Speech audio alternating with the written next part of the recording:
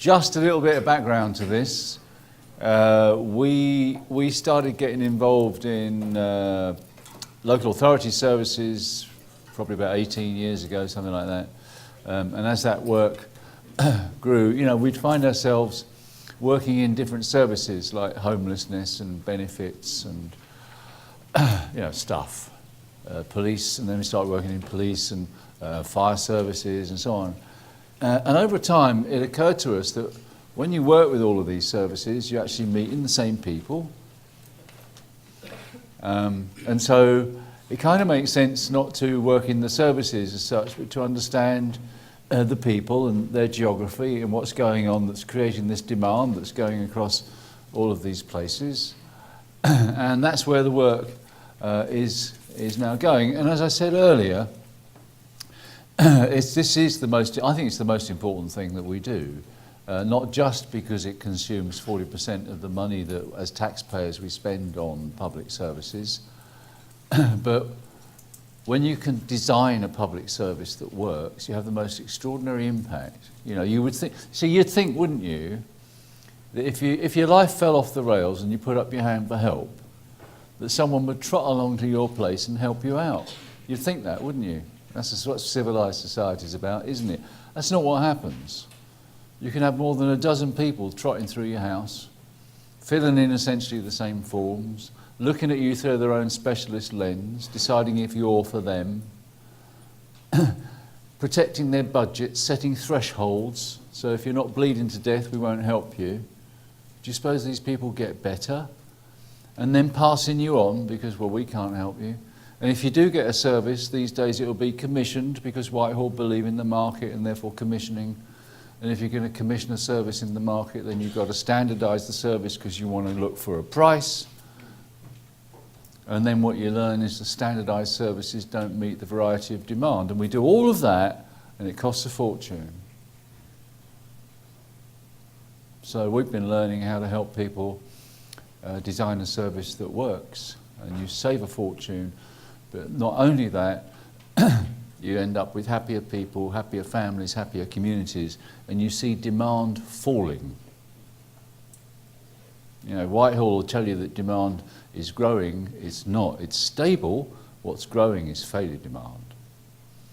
Okay? And as Jeremy goes through this, you'll see how the current budgeting process is at the heart of this problem. I'm going to leave you hopefully with 4 kind of important insights. The first one is that budget management is absolutely at the heart of poor service in people-centred services. It's a key driver of poor outcomes for people and families and increased cost. Okay. And we'll show you hopefully how rehumanising the system, designing the system to do what matters to individuals and families, will bring you capacity and cost savings. The better service requires different measures, and that includes the financial measures and the budgets. And in order to get improved performance, we not only need to change the way we do the work, but we need to change our theories of control. And until and unless we change our theories of control, we'll never achieve innovation, cooperation and improvement in these very complex systems. So let's go on a bit of a roller coaster. Straight after lunch, I'll depress you by talking about what's happening in the current system, and then we'll talk a little bit about what improvement might look like and some of the implications for budgets and the system of management that goes around budgets.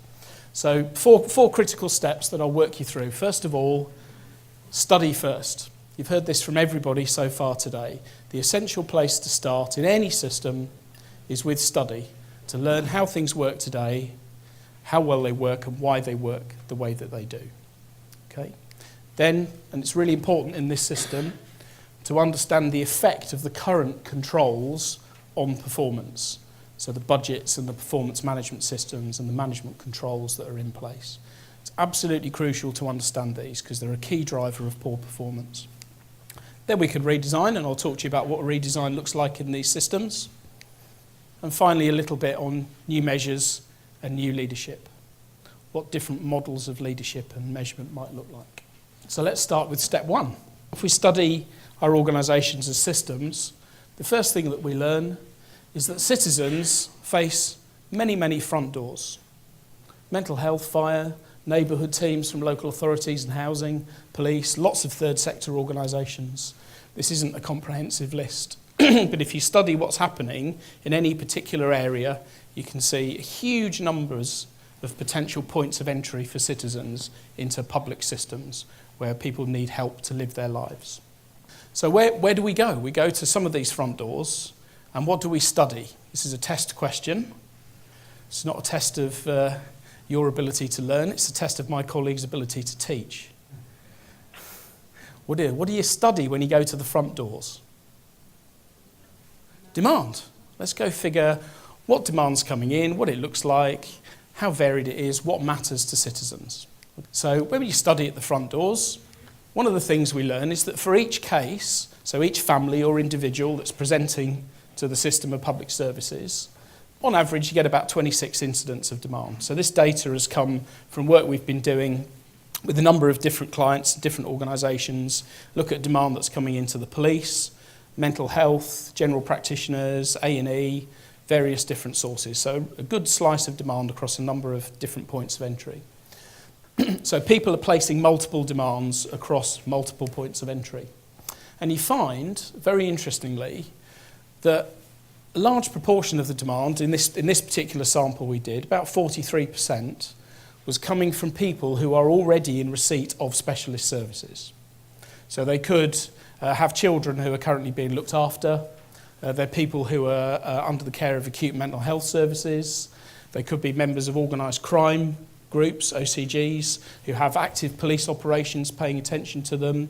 So people who are already in receipt of specialist services. That accounts for about 43% of the demand that's presenting. Okay? There's a second cohort of people, which accounts for about 40% of the demand, and depending on where you go, it'll be plus or minus these numbers, but it's there or thereabouts. These are coming from people who are essentially below threshold and kind of not on the radar of services. So people who aren't serious enough to qualify for specialist services, who are being screened out, who can't actually gain access to services, and I'll explain what that looks like as we go through. Okay? About 40% of demand. Which leaves 17% of demand coming from people who are essentially well adapted and self-sufficient. So that would be people who, somebody's broken into their garage, they phone up the police and say, can you come and see if there's any evidence? If not, give me a crime number, I'll phone up my insurance company and put a claim in. And you know how that system works now. Or it could be someone that goes to A&E because they've got a twisted ankle, they've been playing football, they just need treatment and rehab. So if you can get them sorted, they'll go away and you don't see them again. So what I want to do is talk you through this cohort in the middle and some work we've been doing kind of focusing on people who look like this. So the 40% of people. Now, one of the other things that's really interesting is you can look whether people are known to multiple agencies. About 85% of people you see are known to more than one agency. 63% of people, when you look at demand across a load of channels, are known to mental health. And pretty much half of everything that the police see is known to mental health already.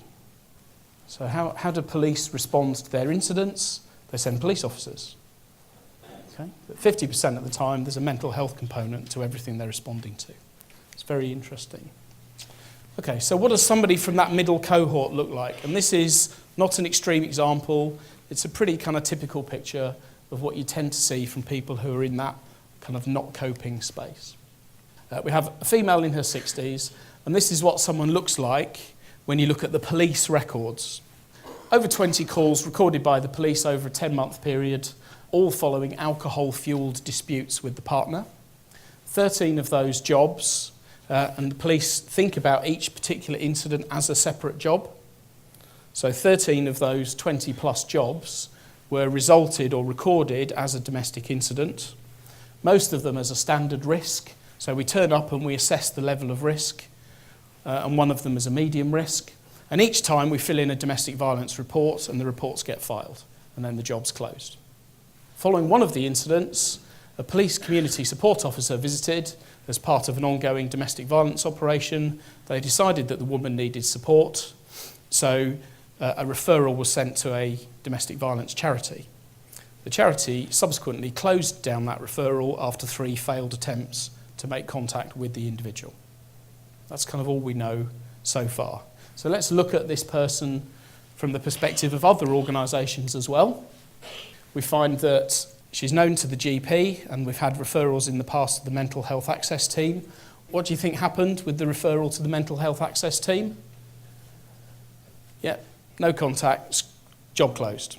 Benefits have initially been sanctioned and then subsequently stopped completely by the Department of Work and Pensions because of no show to an assessment.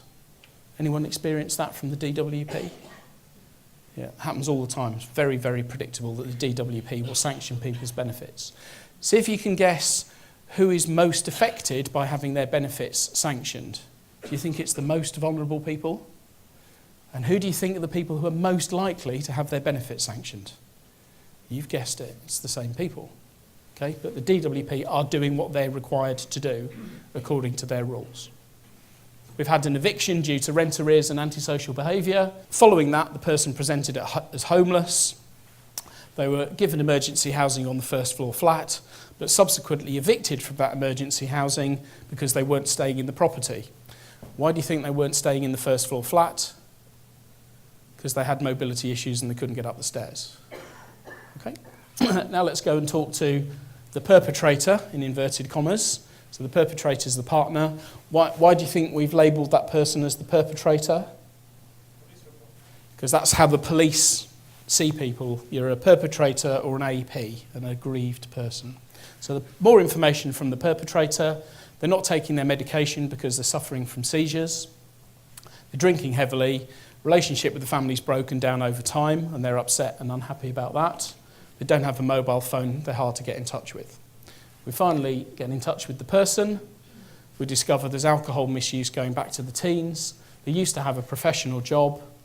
They've lost contact with their adult son. Again, that's causing issues. They've had an accident that was the original cause of the seizure. Recently lost their sister to cancer. Do you think this person is a straightforward case that could be dealt with by a bunch of separate organisations responding according to their own procedures and rules? No. You begin to see how this would drive demand back into the system as they present to different front doors. Okay? So for people like this is what they typically experience.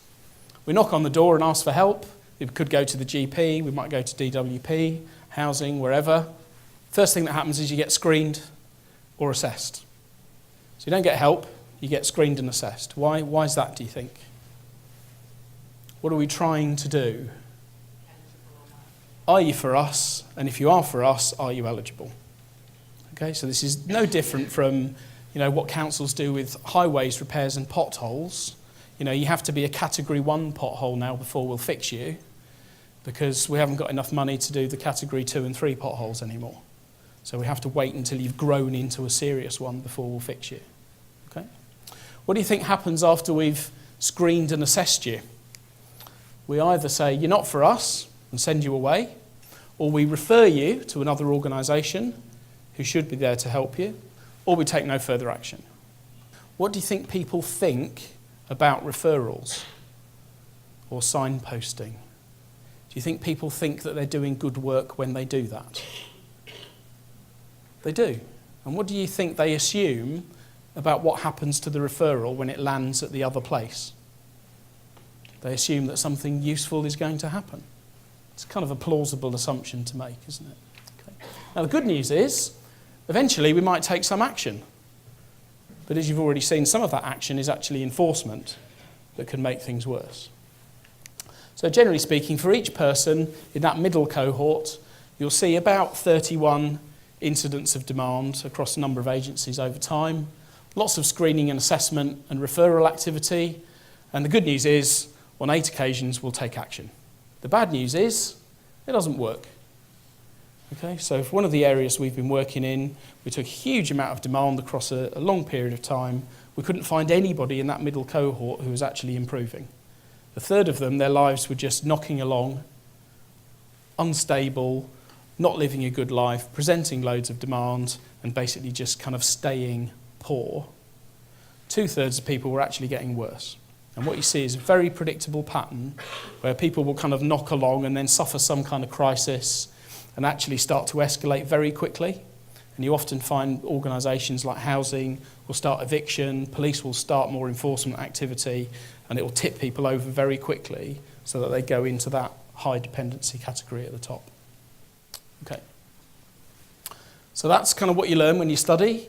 Again, I would just encourage you to go and follow a few cases around the system and build up some data around what's happening to people who engage with different public services, and try and build relationships with your partner organisations, if you're in this space, to see how people experience interacting with multiple organisations. So let's think about how the controls affect performance. So we're straight into the budget management process here. We have a basic assumption that the budget is reducing and demand is rising. So what do you do in that situation? You have to make sure that we control delivery within the budget. Seem reasonable enough? So there's a bunch of things that follow logically from that. We must prioritise services for the most in need. We must stick to what we do, because if we just help people with all of their problems, we'll blow the budget in a fortnight. We can't do that. Okay, so we have to balance the books and we have to manage what we do within our envelope of cost. And we must limit service delivery to make sure that we kind of stop as early as possible to try and preserve the budget for other people. Okay, so a number of mechanisms follow from that. First thing that happens to prioritise service for the most in need is we try and stop entry. So has anybody experienced trying to get out of hours services from the NHS? I still don't know what out of hours is. You know, what's the first question they ask you? Is it an emergency? Okay, they're trying to stop you getting in. The second thing you'll find is thresholds. So it's what I would call the kind of vertical scope or a vertical limit on what they'll offer you. So are you serious enough for us to let you in? In social care, they have the fair access to care criteria. So now you have to be critical or substantial before we let you in. Okay? So you have to get over a threshold of seriousness before you can access the service. That's the mechanism for providing our limited resource to the people who are most in need. We stick to what we do by having what I would call kind of horizontal service boundaries. So this is no word of a lie. We found this to be completely predictable where we're working at the moment. If you are suffering from depression and alcoholism at the same time, your GP might refer you to mental health services. How do you think mental health practitioners respond to a person who is suffering from depression and also alcoholic? Do you think they say, don't worry, I'll get you sorted? They don't. They say, I'm really sorry, but I can't discriminate between the symptoms of alcoholism and depression.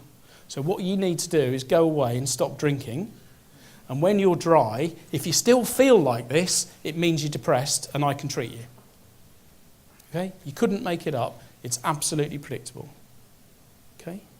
But we're limiting what we do to what we do, not what the person needs. Now, if that happened to you and you were depressed and alcoholic, what would be the first thing you did? You'd feel worse and go for a drink. Okay? The system, by design, is making people worse. And the managers don't know. But it's being driven by the budget. We have rules around closing cases. We'll try and get in touch with you 3 times. If we don't succeed, we'll close the case. That affects the most vulnerable people more than others. We have cheap first rules. So, you access kind of level 1 cognitive behavioural therapy before you're allowed what you actually need. District nurses have to put the cheapest dressing on first rather than the one that they know will actually be required. And we have time and session limits. You get 6 episodes of treatment, those types of things. So all sorts of mechanisms that are essentially driven from people trying to manage within the budget and their own organisation's budget, not the overall cost. So what does that do? It actually makes people worse and demand goes up. Okay, so the very mechanisms we're using to cope are what's causing demand to rise in the first place. The financial controls are, in fact, a key driver of increased demand and cost in the system. You have to go study, because when you see this stuff happening, you can't deny it. If somebody tells you, you can rationalise it away quite easily. You've got to go study. So, now that we've discovered that the current system needs to be fixed, we can redesign them to be more effective. And the result is better service, lower cost. So it starts with different principles. First of all, understand demand in context. In other words, what actually matters to this person or family in the round. Don't understand people from the point of view of your organisation. Understand the person and what matters to them about living a better life. Living a good life, dying a good death. The citizen pulls the value that they need from the system. We organise the skills, knowledge, experience and powers we need to help people live a better life. And leaders, critically, have to hold off the system conditions. So all of those mechanisms that are driving us to work in a particular way, you have to suspend them and hold them off. And generally speaking, what you end up with for people in these middle cohorts are processes that look like this. First and foremost, understand demand in context. Build relationships with the individual in families, find out what matters to them, and then help them begin to rebalance their lives. Once that process is working, you can get them onto a maintenance plan.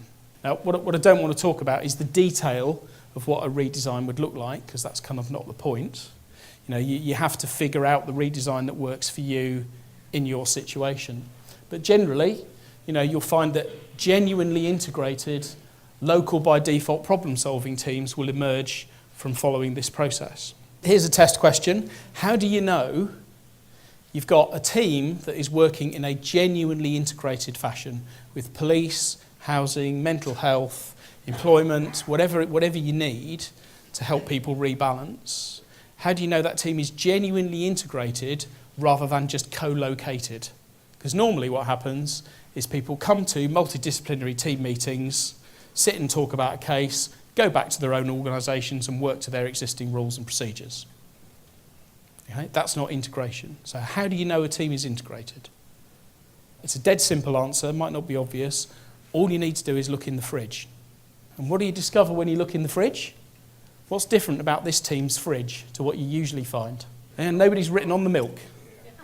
It's a slightly flippant point, but actually it reveals a really, really profound difference in the way people begin to work together. They work as genuinely integrated, multidisciplinary, problem-solving teams, organised around what needs to be done in order to help individuals and families make progress. So, here's an example of what happens to cost. This is a particularly kind of difficult case that we worked on a number of years ago, but just to give you an illustration, you know, you can work out on a kind of cost per transaction basis, and I know that's a very dodgy way of looking at cost, but just as a proxy, how many transactions have we had with different organisations, and roughly how much is that costing? You would expect the number of transactions to go down and the total cost across all agencies to reduce. So just as a kind of bigger picture, some work we're doing in the northwest of England at the moment. This is data that we've pulled out of a couple of the localities we're working in. Police, ambulance and fire call-outs are reducing. So this is kind of the proportion of cases that affects. So not everybody is phoning the police, but for 90% of the people that we've worked with, it's reduced the number of times they're calling out the police and the ambulance. Evictions and enforcements from housing are going down. Inappropriate police call-outs reducing. Domestic violence incident going down. Drug and alcohol misuse reducing. And a net saving of around 6.5, 7 grand per case. So that's kind of netting off the cost of the team to do the work, if that makes sense. What goes up? Participation in adult learning, skills and employment going up, demand for proactive and preventative service increasing, so more people registering with their GPs, more people registering with dentists, more people accessing leisure services. Okay, so the demand we want is going up as well. School readiness and attendance, mental and physical health outcomes improving, community engagement increasing as well. So more people getting involved in local charity groups. Anyone heard of Men in Sheds? Some great stuff going on around that kind of stuff. So community groups growing, more people getting actively involved in those types of groups. And here are some numbers I really like. Actually reducing premature mortality. So number of cases, In one of the localities we're working in at the moment, I was with them on Friday, they reckon they're up to 19 people who are still alive that would otherwise have been dead after about a year's worth of work on the ground, with only a very small team. 20% reduction in crime in one of the areas we've been working with. Would you put that in the annual business plan? This has taken about a year with a team of about a dozen people to take the crime rate in an estate down by 20% at a cost saving. You wouldn't put that in your business plan. And so what do we do once we've redesigned the actual work itself? We need to start putting the new framework of measures and leadership around it. So new citizen level measures, new locality level measures. So we're looking at overall levels of crime, employment, health, whether it's at an estate level or a borough-wide level, doesn't really matter. But the primary focus is having really good citizen-focused measures on are you improving, are you getting better, is the demand that you're placing reducing over time? And that helps us to reframe the budgets. And interestingly, what you find is that the beneficiaries aren't necessarily the same. So normally you need police, housing, skills and employment, drug and alcohol, mental health. You need social services involved as well. And the big beneficiaries tend to be children's services and DWP, but often they're not contributors to the process. Okay? So what does that mean for your budgets? Okay? There's an unequal distribution of investment and benefit. Therefore, you need your finance people working on how do we make sure that that's not a constraint and a system condition that stops people from collaborating. So you have to work on knowledge-based budgets, pooled budgets, shifting measures and decision-making back into the work, and shifting leaders away from managing the budget top-down to adding value to the process of studying and improving outcomes for individuals. So this bit's actually relatively easy. Once you know how to study and design for citizen value, it's relatively easy to actually get people working in a different way and solving problems for citizens. This stuff over here is hard. It's the hardwired organisational infrastructure. Okay, and Ibby's going to talk later about how we start to kind of make progress in that space. Okay, so a new theory of control is needed. We've got to redesign and rehumanise work first. That helps us to put a new framework of operational measures in place, which are driving learning and improvement. Leaders can add value by working with staff to take action on the system, and we make sure that we switch off top-down control using measures, including budgets. So the measures are back in the work. We're using those numbers to drive learning improvement. Leaders are now able confidently to predict that demand and citizen outcomes can be improved consistently going forward. We know for every pound we spend on this, demand is going to go down, outcomes are going to improve, and cost is going to reduce.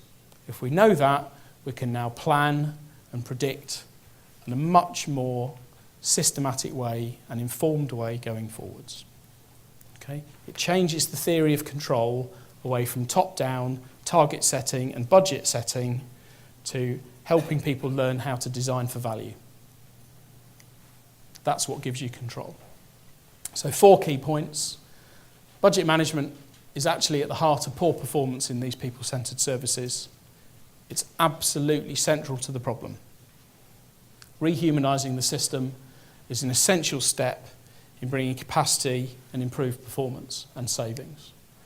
Better services absolutely require different measures and a different approach to using measures, and our theories of control need to be rethought in order to foster innovation, cooperation and improvement. And I have to say, some of the most rewarding work I've ever done is just working with these integrated teams who are out on estates, on the ground, with good leadership, learning how to solve problems for citizens. And you actually see people's lives turning around, and people who otherwise would have been dead who are now still alive. It's great. It's dead easy, but it's difficult to change the organisational systems that sit around it. Okay? And if you're leaders, you've got to tackle that issue. Focus on people to save money. If you want to save money, don't look at the budget. Just look at the people. Not the staff, the citizens.